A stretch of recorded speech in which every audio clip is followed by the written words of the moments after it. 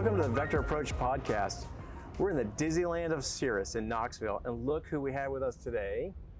Hello, Anthony my friend. Bottini. Hello, my friend. Oh my gosh, Thank you for having me. See you. That's sweet. High-powered production with 3 cameras. I don't know where to look, and I'm scared. I'm just so thankful that you'll interview with us today and we can get to know you more because you're kind of famous. Dude, any friend of Cirrus, but any friend of Cirrus is a friend of mine. We got to do this. We're here to see you, which I'm so excited about, but also tomorrow we're taking our first Vision Jet into Vector Approach, so we're like amazingly excited about that. So it's like Christmas. Well, and the backstory there is we wanted to film in front of it, but that's how crazy our delivery people are about making the perfect experience. Wouldn't let him film in front of it because they want it to be that big of a surprise, which I kind of actually love. But we do have a Vision Jet. It's just not the right end number, but it's so cool. Exactly. Well, sorry, did I just expose you there? You wanted them to think this is the real one. Okay, sorry. Exactly. Keep going. We'll cut that part out. Okay, so you're the face of Cirrus Media. I just think it's so cool that we can interview you and find out who Anthony is, because we see in the LMS, and I got to tell you, I love the work you do. Love it. Thank you, sir. You do a fantastic job, and everyone knows you so well. Well, they think they know you so well, but like we've seen you so much, right? So I've got lots of questions here. I'm not a real person. I just when I get done filming, they hermetically seal me back into my little case. They put me away for the night, and then they take me out. So I don't. There's no story to be told. Let's go to the very beginning. Yes, sir. I'd like to know where you grew up, and we'll start there. I grew up kind of all over the place, mostly Minnesota, but I was an Army kid. Okay. My dad was in the Army, and that's actually a little bit what is responsible, as I think a lot of people share that story about why I'm crazy about airplanes, because did military bases. The biggest one was we lived in Hawaii for quite a time. This is where I did most of my growing up as a kid, and we were on Hickam Air Force Base. Oh, wow. We were in the Army, we were on the Air Force Base, long story, but there were airplanes everywhere. And even I had a neighbor who flew an F-16, like my good friend, his dad flew an F-16, and you just hear about that constantly. Oh, yeah. So we did a little bit of Hawaii, Tacoma, Washington, McChord Air Force Base, and then, kind of Minnesota in between is a good summary. Tell us about your pilot history. Yeah. Tell us that whole process, how you got started with flying then. My uncle was a mechanic for Northwest, which became Delta. You do enough of those tours of his maintenance hangar and stuff where you got kind of crazy, and I wanted to start into it in high school. Reasonableness prevailed, I guess, and I just waited until college. So I started in college, University of North Dakota, UND Aerospace, up there in Grand Forks. You heard about all these like friends who were students that were working in the factory, part-time over at Cirrus. And so Cirrus was always top of mind. I remember we saw our first Cirrus while I was still in school. Like I had just gotten my private pilot's license, and that was the first time I saw an airplane with all, a small piston with like leather and things. Like, holy cow, how do you fly one of these? So when you were at school then, what year would that have been? I was a freshman in 2000, graduated in 2000. I got my private pilot's license in the spring semester of 2001. Okay. I still remember doing my first solo in like -10-degree temperatures or whatever. Yeah. My parents came out to watch, and they're just like, that's my boy. And what were you flying? Piper Warrior. Okay. Yeah, Piper Warrior, which was a great airplane, man. It was very, beefy and tough. It performed pretty well in the cold temperatures. Carb heat and everything else is how I learned to fly, like a lot of people. And I got my CFI in 2003 while I was still a student. And then somewhere in that time, I started doing video stuff for the university, which was a blast. And by the time I was done, I basically graduated in 2004, but then I flight instructed for the next 2 years solid while I was also making training videos and stuff for UND Aerospace. That's where you got your media experience. That's where it all originated. What gave you the idea to do it in the first place? It was, my dad was always a crazy computer person growing up. He loved Apple as a brand. He loved it. He was like the OG Apple guy when it wasn't cool to like Apple computers in the early 90s and the late 80s. He was the one who was like, yeah, this is the computer. And the second they started coming out with software that could do video editing, I'm like, oh, that's an interesting deal. And so out of my dorm room with like a little handy cam that I gotten for Christmas, I just started shooting things and figuring out the whole digital editing deal. And by the time I was a flight instructor, I had done a few very crude videos that hopefully the world will never see again. But basically what I did was I created some like maneuvers videos for my students. At that point I had, if you're a flight instructor at a place like UND Aerospace, you have 5 or 6 students every single day, and you're teaching the same stuff, obviously. So like, wouldn't it be cool to burn DVDs with like little tutorials on the maneuvers so they can watch them the night before? And that's what I did. I burned a bunch of DVDs. I still have like the jack up in my office right now. I still have those old DVDs. and gosh. put my name on them, you know, Anthony Bottini, CFI, and I passed them out to students. Yeah. And then those started getting around campus. Yeah. And then, you know, one thing leads to another, and the admins of the school are saying, "Ooh, could you do some other things for us?" You know, and I became kind of the video guy, the video flight instructor guy. Yeah. For you. How could you focus on the training if you're growing out that media? You know, in the morning I fly with 2 students, and then I have lunch, and then I edit for 4 hours, and maybe, you know, and maybe towards the end of the day, I would do a lot of check rides. I would give a lot of check rides. So I wouldn't, when I got to the point where I was doing a lot of video, they scaled my students back, and I was fine with that. I'm like, yeah, if I just keep a couple students and then spend the rest of my time doing video editing, because I loved it. I love the combination of flight instructing, but also getting to do some creative stuff. Wow. So then how did that segue to the regional carrier? And then how do we get here? Yeah, so I still had to like play out the full investment of my college education. You know, I was like, oh, maybe I should just be a video guy. But I'm like, no, come on. I did all this training for aviation. I love it. So I'm going to go try the airline thing, which I did. But that was end of 2006. Yeah, right before the economy crashed. Yeah, like historically, I got into the airlines at one of the worst times you possibly 5 years could. After 9/11. Exactly. Yeah, we were still recovering from 9/11, all that kind of stuff, and then the Lehman Brothers collapses, and the rest is history. Right. So I kind of it was tough to be a regional airline pilot at the time. Yeah, not a lot of money. There was not a lot of forward advancement. So like I remember the stories of like the people who had just come back from furlough from 9/11. Well, now they're looking at issues again, and so everybody was having a time of it, and I basically was an FO at a regional for 5 years. Every good airline pilot has a good side gig, you know? Of course. And so I was living that life. I was trying to get as much freed up time at home I started branching out and finding clients that needed aviation work, or even just industrial films for, you know, other industries or training or whatever else. How did the transition happen from this little company you had to Cirrus? How did they find you, and how long did you do that before they found you? I always give him credit when I can. If you know Travis Klum, I don't know if you know Travis Klum, but he is in charge of all of the beautiful experience that you get here on your delivery, essentially. Really? He's the director and oversees that whole experience. We knew each other just a little bit at UND, in the UND days. He was a flight instructor. He was one of those very original guys. Yeah, he was one of those very original guys that went to Duluth early on to help get training going for a very young Cirrus, you know, in the early 2000s.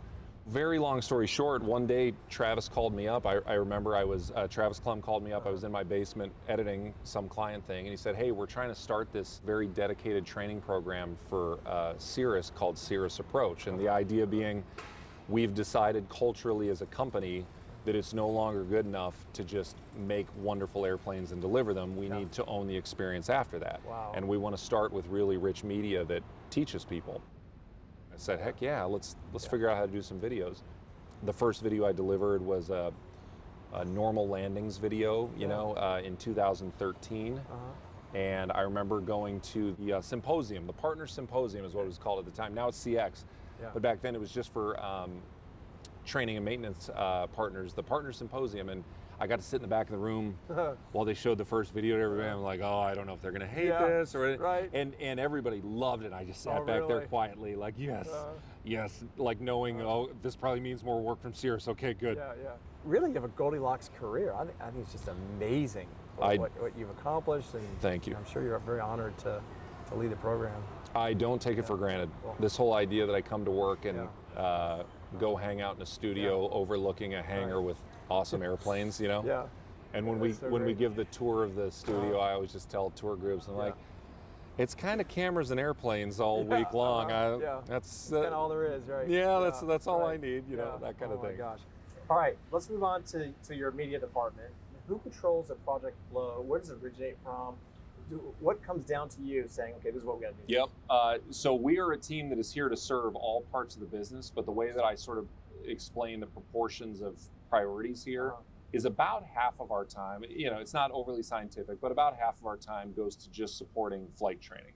All the videos that you know and love that you've seen on the LMS, at least about half of our time each year is going to just either making new stuff or maintaining old stuff, whatever else. The other half is going to support everything else around sales, marketing, but also just the other parts of the company. So HR, IT, legal, all these different departments that need to send out messages, train people on different topics. We're here to support them as well, which is why we are a team of 12 and kind of generally speaking looking to get bigger to support all of that. I was going to say, I mean, it seems like every day you show up to work, there's like never ending. It's amazing. The way I explain it to people is if you've seen something that has moving pixels on a screen somewhere, some kind of video, it has come from our studio right here. So if it's a cool launch film for a new product, it's all been done here in-house.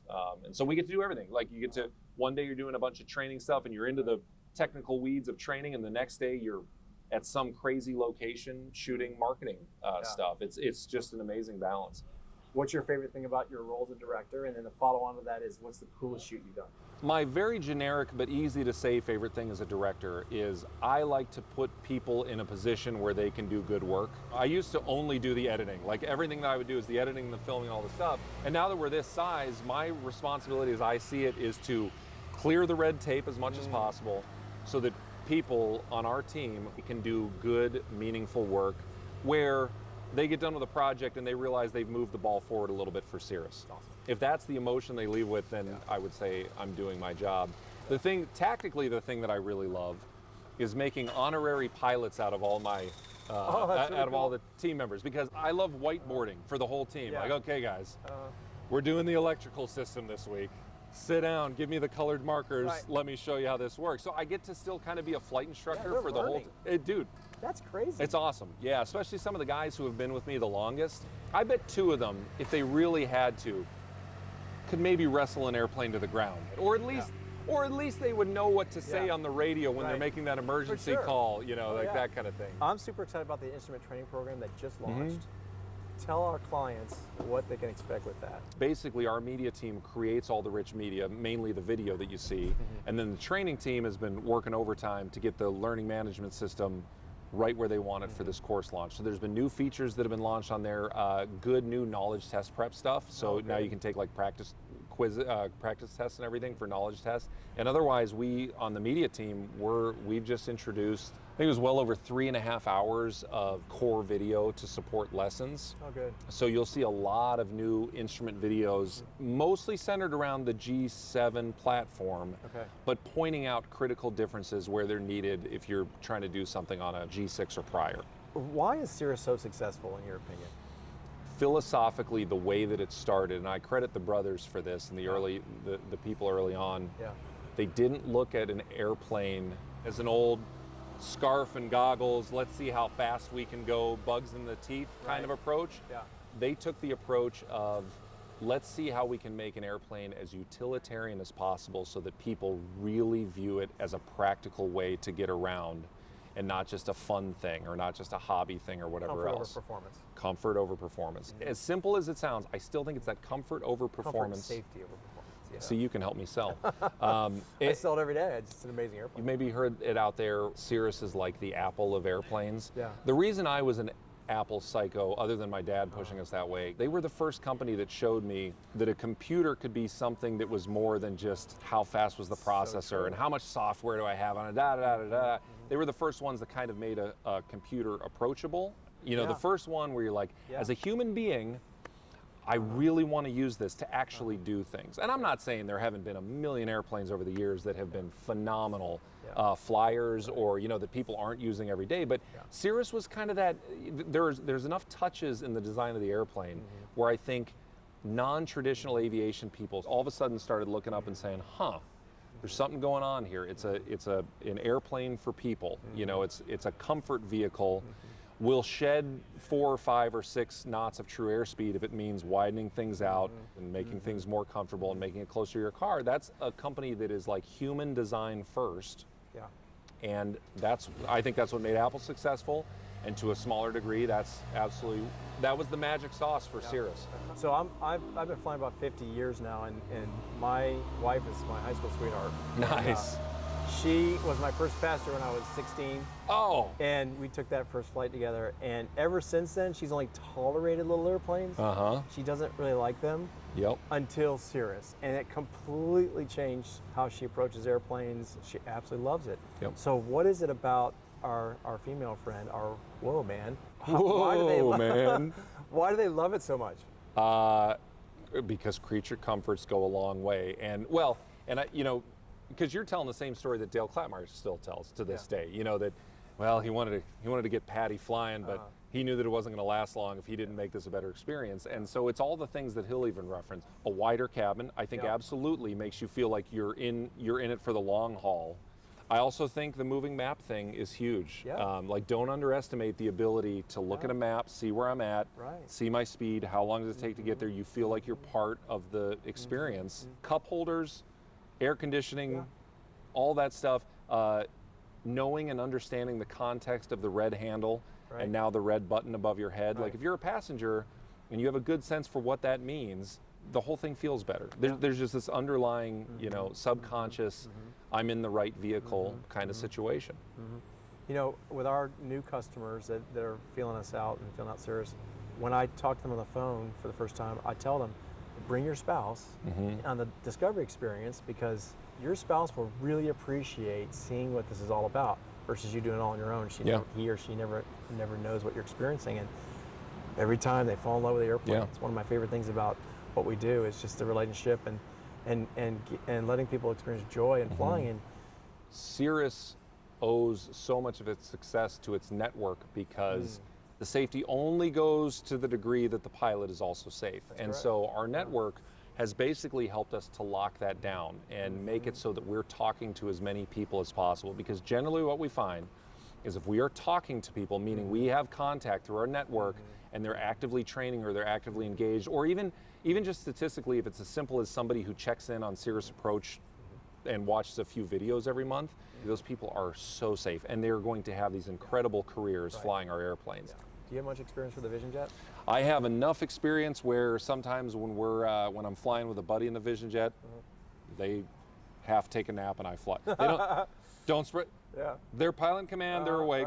But they let me take the leg. It's such a sweetheart. I don't think I've flown an airplane in my entire life that's as easy to fly as a Vision Jet. It hits that balance of will give you really good cruise speeds, but also allows you to touch down incredibly slowly. When you're coming into landing, it feels like you're landing with about a Hershey bar wing.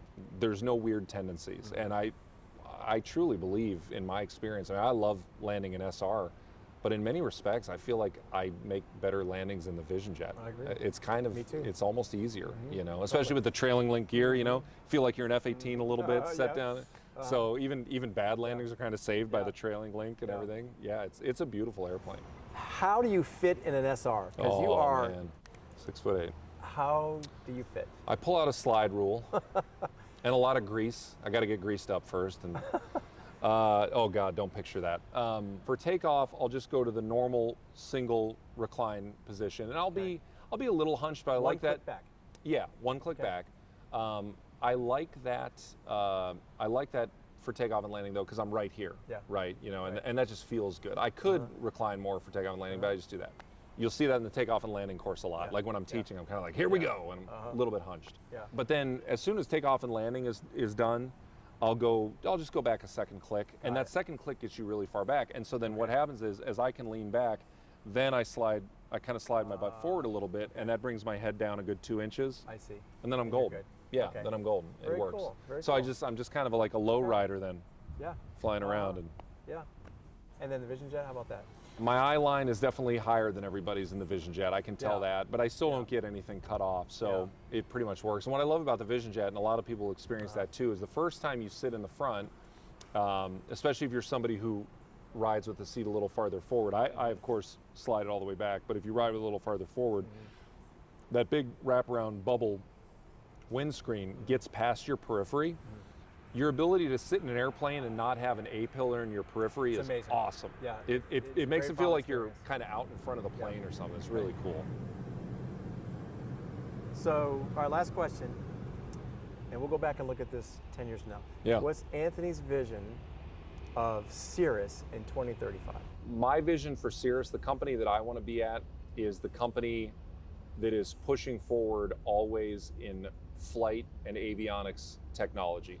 So I want to know that we continue down some version of automation helping people. But what I love that we're doing right now is introducing augmentation, obviously things like safe return and everything else, to aid the pilot in minimizing their workload and everything else, so that hopefully 10 years from now, Cirrus is the household name of the everyday traveler. Wow. I still don't think we're an everyday traveler company yet, but we're getting close because of all that technology and all that augmentation to make this more approachable, just like the Apple computer and the fun colors and the great interfaces and everything else that makes people really attracted and want to use it. I hope that we are the household name and the everyday traveler aircraft. And where will autonomy be in 10 years?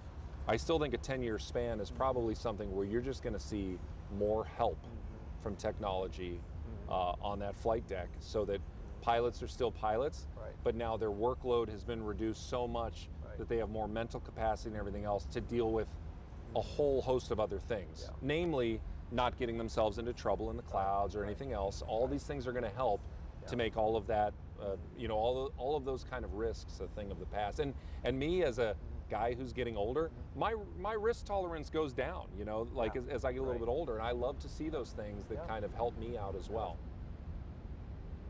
So cool that we got to know more about you with this interview, and you're doing such an amazing job. You're a blessing to a lot of people, this company, and I'm so glad to call you my friend. Thank you so much, man. And I will just repeat, I'm the talking monkey. There are so many other people here that make all of this stuff come together. It really is crazy.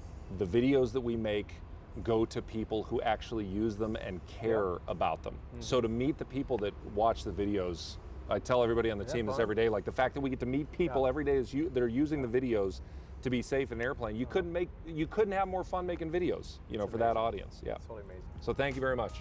Thank you, my friend. Yes, sir. It's a wrap. Boom.